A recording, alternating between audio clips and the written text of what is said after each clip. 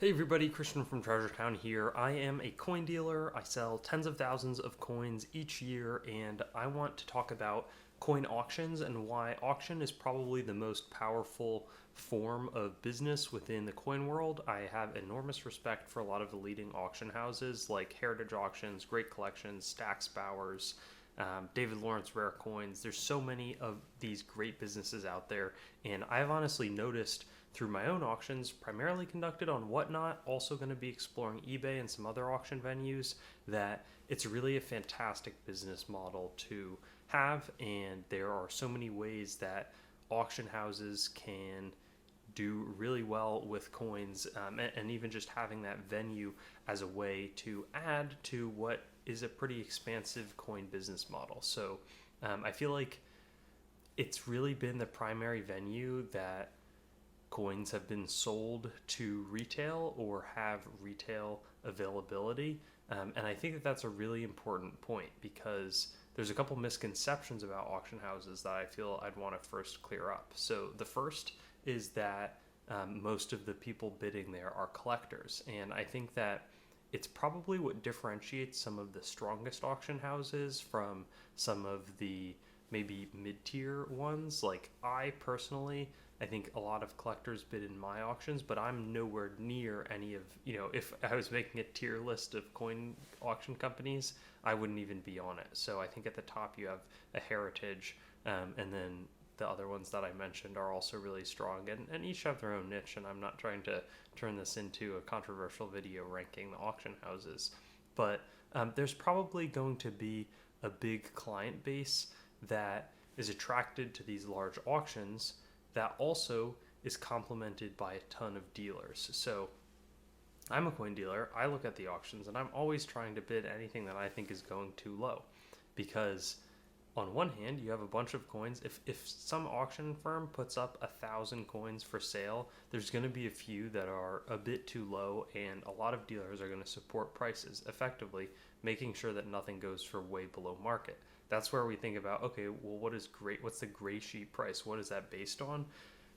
I really need to get John Feigenbaum on a video here. I think that would be really interesting. But basically, the auction market is going to establish what the coins are worth to dealers who are going to support prices at a significant level.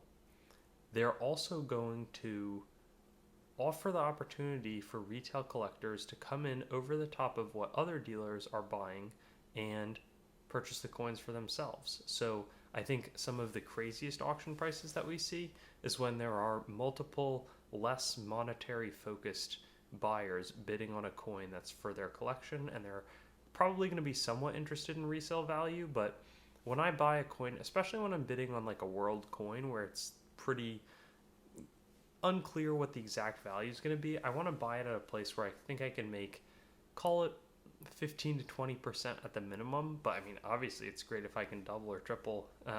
Those opportunities are few and far between, but there's a ton of dealers that are all going to have their internal view on what the coins are worth, and then they're going to bid accordingly, and that's going to establish that minimum price. So that's something that's a really important reality. The next misconception is that most coin dealers are profiting because they're only buying coins that they sell for more. It's really not the case. An auction is so powerful because barring there, and this is actually an issue that I've foreseen with actually putting together an auction house, is that you need to have really strong payment collection terms. So if you don't have people's credit card on file, and you're relying on people to pay their invoices, there's a lot of people in the coin world that don't pay their invoices. I've heard it from a lot of the people that run smaller auctions. That's just a real challenge, and so I can't imagine what the bigger houses have to deal with. But putting that aside, and I don't think that this is like 20% of the coins that go in auctions are going to go unpaid, but it's not an insignificant number either. Basically, auction lets you put up items and sell them. Now, that's so obvious, but what does this mean? The turn that you can do is incredible. And if you have sharp buyers powering your operation and buying coins not at a way too high price, then you're going to be able to turn around and say they're averaging, a plus 15%, but they make a few minus 15%. If that's, call it 80% are the profits, 20% are the losses. I'm doing this math quickly here, but I'm pretty sure that comes out to something like a 9% overall profit if you're getting 15 plus 15 on 4 coins and minus 15 on the fifth coin. And so having that ability of constantly turning over is a total game changer. And at a lot of the auction houses, certainly this is how I do my model. I'll buy coins that are like my personal inventory, and then I'll also take in, and I actually do way more of the buying for personal inventory than the taking in. And the taking in is really where you see auction houses get to that next level because they're getting these fantastic collections. Maybe in a few years I'll be trying to get some big collections and somebody will pull up this video, but this is as of February 2025.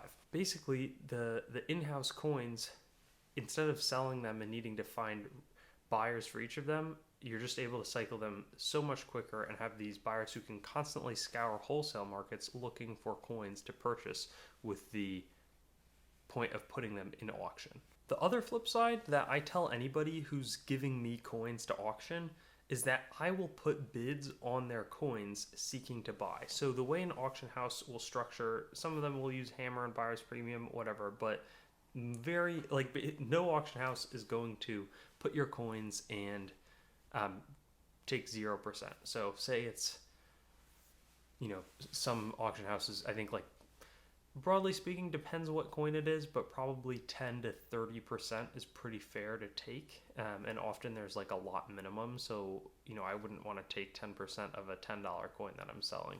Really, by the time I pay people that are working with me and pay myself kind of a base, probably want to make at least $10 per coin that I'm auctioning. But call it, on a $150 coin, if I'm charging somebody 15%, well, as the internal buyer, maybe I think I have an avenue to purchase coins that are being consigned to my auction, and I can sell them elsewhere. I could put them on eBay. I could offer them to another dealer if I think things are going low. So not only are other dealers bidding in your auction if you're structuring it well, but the auction house themselves is able to ethically put in bids. Now, this can be a bit of a pitfall because what if I think I have a really rare coin and I want to sneak it in, the back of an auction and not sell it very well, so that I can snipe it for myself? That's not very good. That's not ethical. But that basically doesn't happen to the extent that I'm aware.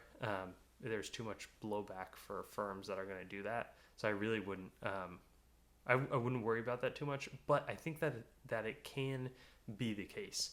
And so the whole point in discussing that is basically that's an advantage, is that the auction house or auction firm themselves is also able to source more coins if they have, which can be really strong, other capabilities. It's not their own, like if they're not purely an auction business, like that's what I do is not purely an auction business, then there's additional opportunities. And that's great for the consigners because it's just another bidder that's going to bid coins, and obviously you have to buy them. Like the issue is, there can be something called shill bidding, which none of the big coin companies do.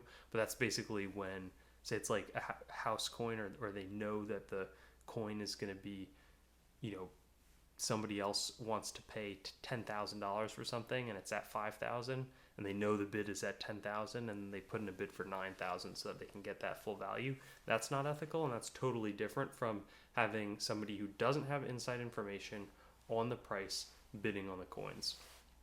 And so I think that that's another really powerful, if you're giving your coins to a strong auction firm, like I would not want to take any coins that I couldn't bid on myself in my own auctions. And I'm curious what you think about it, because I feel like the first time I heard that and understood that, I was like, does that make sense? But I think it's really beneficial for consigners, and I think an interesting reality about auction businesses and coins. And so I think that for all these reasons, you're able to just extend a full suite of, most of the people consigning coins also to me are dealers, and they want a venue to sell their coins, and they may not have the reach or the auction infrastructure, because let me tell you, it is a incredible amount of work, and I'm so impressed with the big auction houses, how they're able to put on auction after auction so professionally.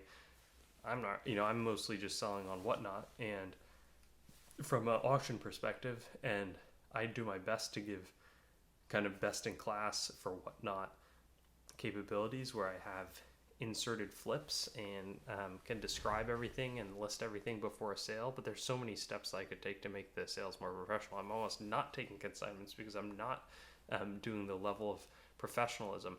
I'm constantly using auction houses, these ones that I mentioned, to sell my coins. Like my best coins that I've ever had, I sold through Heritage Auctions, and I got great prices. And I was so thankful for what they did for me. And I continue. Actually, literally 2 hours ago, I just emailed one of my contacts at Heritage asking if I could send them some more coins.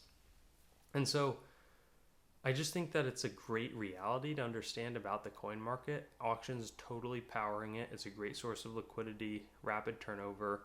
With sharp buyers powering an auction operation, you can do extremely well, and it's something that I'm continuing to explore building, because I just see it as so powerful within coins. And it's really not something that a beginner collector, like I had no idea how important auctions were right for the first 12, 15, 20 years of dealing coins.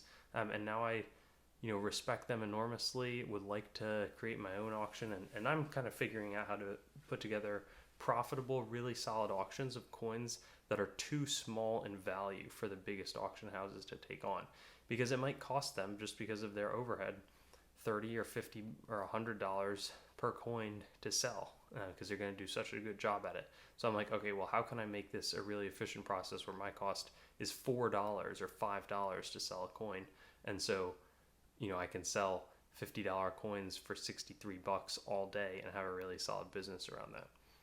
And the numbers can scale, and if you can keep the costs pretty set, then you're in a pretty good place. But a lot of the fun is in figuring out the business model and working relentlessly to achieve that. So probably not a complete thought on the auction firms and the auction business model within coins, but it's something that I wanted to put out there and I thought could be really informative for some of all of you. And I'm a total beginner kind of within coins, and so I'm going to try to keep sharing my perspective, insight, just like I did 7 years ago when I had just worked in a reasonably big but local coin store, and I've since done a lot more within coins, and I'm excited for the future. So I'll keep bringing you my insight as I have time to film. Have a good one. Thanks for watching the video. Make sure to head on over to treasuretown.com and sign up for our email list to stay up to date on everything that's happening, whether it's auction updates, exciting new inventory drops, coin collecting news, or general informational resources. Hope you enjoyed the video, and I'll see you on another one.